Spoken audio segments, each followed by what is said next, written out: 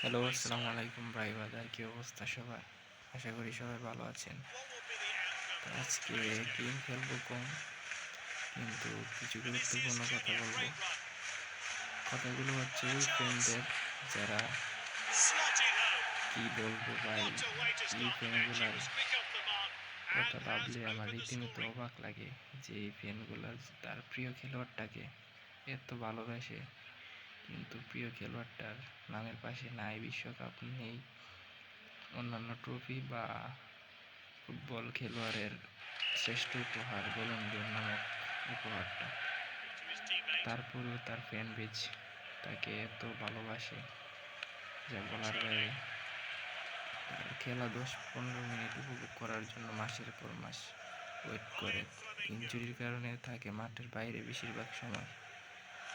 হ্যাঁ ভাই, আমিও ওই প্লেয়ারটারই একজন ফ্যান।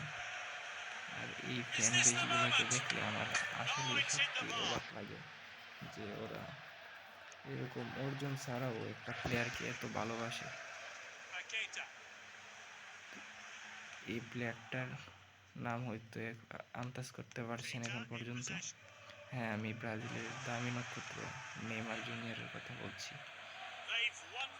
ইনজুরির কারণে আবার সার্জারি করে আগামী 5 ফেব্রুয়ারি 2026 নতুন সিজনের সান্তোসের হয়ে মাঠে ফিরতে যাচ্ছে।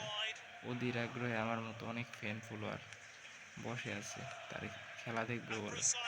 কি করবে এই ম্যাচে, কি স্কিল কি দেখাতে পারবে নাকি গোল করবে, অনেক চিন্তা ভাবনা নিয়ে অধীর আগ্রহে ফ্যান ফলোয়ারগুলো বসে আছে। তো ভাই, এই ফ্যান ফলোয়ারগুলোকে দেখলে আমার অবাক লাগে। আমি ফেসবুকে এই 2-3 দিন যাবৎ শুধু দেখছি নেইমার মাঠে ফিরবে, নেইমার মাঠে ফিরবে, ব্রেকিং নিউজ, নেইমার মাঠে ফিরবে, সান্তোসের হয়ে অনুশীলনে অংশগ্রহণ করছে, অনুশীলন শেষ করছে, ট্রেনিং শেষ করছে, এইগুলোই সব শুধু সারাদিন ধরে ফেসবুকে আসতেছে। তো ভাই, কি আর বলবো এই ফ্যান ফলোয়ারের কথা। ভালোবাসি নেইমার, ভালোবাসি নেইমার তোমার ফ্যান ফলোয়ারদেরকে। Love you all.